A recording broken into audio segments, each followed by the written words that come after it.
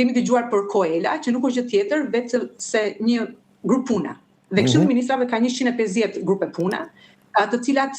dalojnë nga fusha, grupe pune për peshkimin, energjisë, dhe Koela nuk është gjë tjetër vetë se anakronimi frëngjisht, Komite Elargjisëmon, pra kemi të bëjmë me një komitet, një grup pune për zgjerimin dhe vendet kandidate, e cila është forumi i parë ku nga pikpamja teknike vlerësohen në këtë rast piketat e ndërmjetme dhe do të vlerësohen më vonë piketat përmbyllëse. Ky është një grup teknik i cili merr me delegacion nga Komisioni Evropian për të sqaruar shqetësimet që shtetet caktuara mund të kenë në nivel teknik lidhur me raportin. Dhe është një procedurë më se normale, pra është një procedurë e zakonshme, është një hallk patjetër një nga ato hallkat kilometrike të procesit të zgjerimit, por është procedurë e zakonshme, gjithmonë kështu operohet, pra nëpërmjet grupeve të punës. Dhe këto grupe pune marrin kohën e tyre për analizimin e piketave në të rast të ndërmjetme. Dhe pasi grupi teknik bie dakord me këtë raport, ja çon një tjetër forumi që është Komiteti për Fajsullet Përhershme, Koreper, dhe ky anakronim nga Pra, Fioralba, nuk ka deadline, le themi, marrin kohën e dur, se këtu më duket se u ngatarua politika pak. Majoranca thot kemi përgjigje pozitive, ndërkohë që opozita tha i bar do të blokoj procesin e integrimit. Kanë kohën e dur për të çirtuar të gjithë raportin. Për këtë arsye, le themi, ka pasur një zgjatje apo jo, deri në vendimin final, apo sepse gjithë shtetet marrin përfaqësuesit marrin kohën e dur për sqaruar çdo paqartësi që ata kanë, për mënyrën se si mund të jetë formuluar raporti i bar, po përdor një termin shkurt për efekt kohe. Pra, çdo shtet sqaron pozicionin e tij dhe kjo merr kohë, pra është një komunikim i vazhdueshëm me Komisionin. Dhe është është një raport normal në kuptimin e procedurave, asgjë jashtëzakonshme nuk ka ndodhur jashtë ciklit të procedurave të ademit. Gjithashtu në rast se po kishin një reagim nga Gjermania, ka ndikuar në kohën që kanë marrë shtetet për ta shqyrtuar raportin, gjykimin tënd? Po, çdo shtet ka të drejtë që ato shqetësime që ka t'i parashtrojë, pra t'i diskutojë, dhe prandaj merr kohë, çdo lloj raporti merr kohë. Dhe nuk merr kohë vetëm raporti para Koelës, merr kohë çdo raport çdo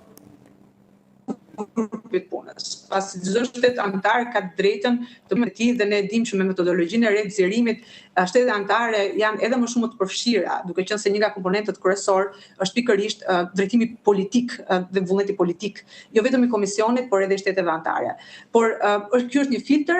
sërish nga pikpamja politike kemi Koreper pastaj, i cili edhe ky ndahet në dy nivele, Koreper 1 për çështje teknike, Koreper 2 për çështjet politike. Dhe çfarë bën këto praktikisht? Kur të mbledhet Këshilli i Ministrave, në rast se Koreper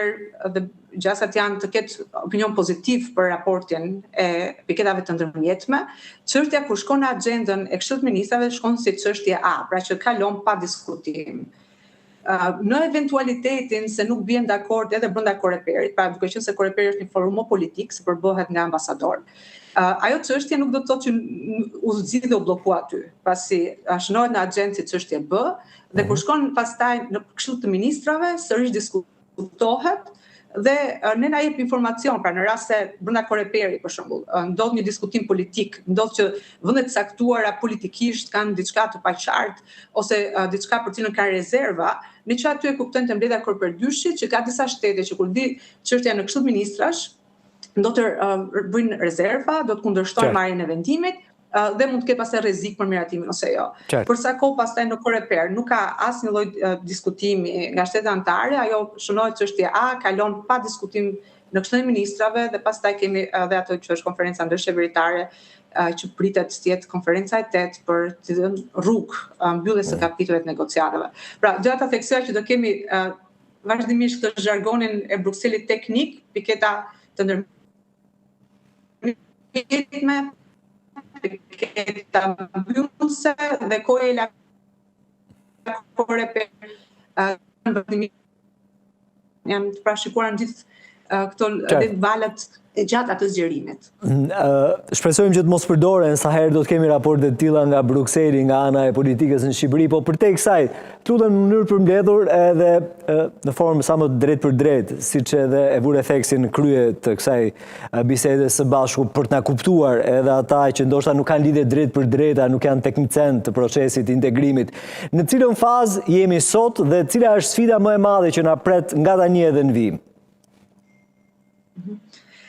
I bari është shumë e rëndësishëm, sepse duke qenë se ka të bëjmë ato që janë kërkesa themelore, që lidhen me shtetin e së drejtës, funksionimin e organeve demokratike, krimimin e organizuar dhe korrupsionin, janë elemente kyç të cilat japin rrugën për mbylljen e piketave të negociatave. Dhe piketat e negociatave janë shumë, pra nëse ne kemi rreth 24 piketa të ndërmjetme, kemi mbi 100 ato që konsiderojnë piketa për mbylljen e negociatave. Dhe kjo do të kërkojë nxjerrjen në volum të shumë ligjeve. Pra mund të jenë rreth 130 ligje ose më shumë që duhet kalojnë brenda 2027-s, dhe kjo kërkon një volum shumë të madh pune, qoftë nga ministritë, qoftë nga administrata publike. Dhe unë në këtë aspekt shoh si sfidë që është përmendur edhe pak në e barë, që shpejtësia të shoqërohet gjithashtu edhe me konsultim. Pra pavarësisht se draft ligjet janë platforma e konsultimit publik, ndoshta ndërgjegjësimit e bizneset tek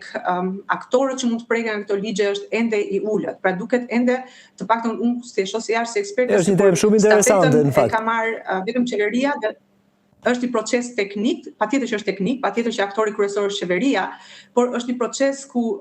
të njëjtën ritëm pune duhet ta bëjnë bizneset. Pra bizneset duhet të fillojnë të kuptojnë çfarë do të jenë kostot e tyre të përputhshmërisë me legjislacionin evropian, me standardet europiane, për të parë të gjithë atë zinxhirin e tyre që nga prodhimi deri tek shpërndarja apo vendosja në treg produkteve. Të njëjtën gjë për elementë që do të lidhen nesër me mjedisin, se si ato do të hedhin mbetjet ku diun në vende të caktuara. Pra është i cili nga pikpamja e negociatave përfshin vetëm ekzekutivin dhe është një proces teknik edhe politik, por nga ana tjetër është shumë e domosdoshme që në këtë vrullim për të kapur afatet, bizneset gjithashtu të përfshihen, pra të kemi një përfshirje edhe më aktive të shoqërisë civile, po dhe bizneset gjithashtu. Dhe nëse do ta kapim pastaj nga pikpamja e negociatave vetvete, kemi me kapituj të cilët janë kapituj teknik dhe shumë të kushtueshëm. Kanë bëjmë me infrastrukturën, që kanë bëjmë me energji dhe mjedisin, janë kapituj të cilët kanë dhe fatura financiare dhe teknikisht konsiderohen edhe piketa përmbyllëse më të vështira. Nga ana tjetër, edhe politikisht, po të kemi në konsiderat që jemi në 2026-ën, në 2027-ën, në shumë vende të Bashkimit Evropian do të ketë zgjedhje deri në 2029, pra 2027-2029, nga pikpamja politike ne do të kemi forma të ndryshme të grupime të ndryshme politike që vijnë pushtet në shtetet anëtare, në shtete të rëndësishme, si Franca apo Gjermania, apo edhe vende mike si Italia apo Greqia. Pra kemi zgjedhje 2027 deri 2029 dhe këto zgjedhje mund të ndryshojnë deri diku dhe pozicionimin që mund të ketë qeveritë që fitojnë zgjedhjet për sa i përket antarësimit. Pra do na duhet që të mobilizohemi edhe në aspektin politik me formacione të reja qeverisëse, të cilat ndoshta integrimin nuk e kanë prioritet agjendës së tyre ose janë më pak favorizues. Pra që tani duhet marrin të gjitha masat që në nivel teknik, ashtu dhe politik, që ky rrugtimi të jetë rrugtimi që ne gjithë presim dhe që mundson antarësimin e Shqipërisë në Bashkimin Evropian dhe ashtu siç thotë dhe Marta Kos brenda 2029-s Shqipëria të jetë shteti 29 i BE-s, i cili patjetër është një lajm që duhet na bëjë. Shpresojmë shumë që të jetë brenda këtij parashikimi një rrugë me sfida edhe të papritura, dhe më vjen mirë që në analizën tënde e vure theksin. Flor Alba,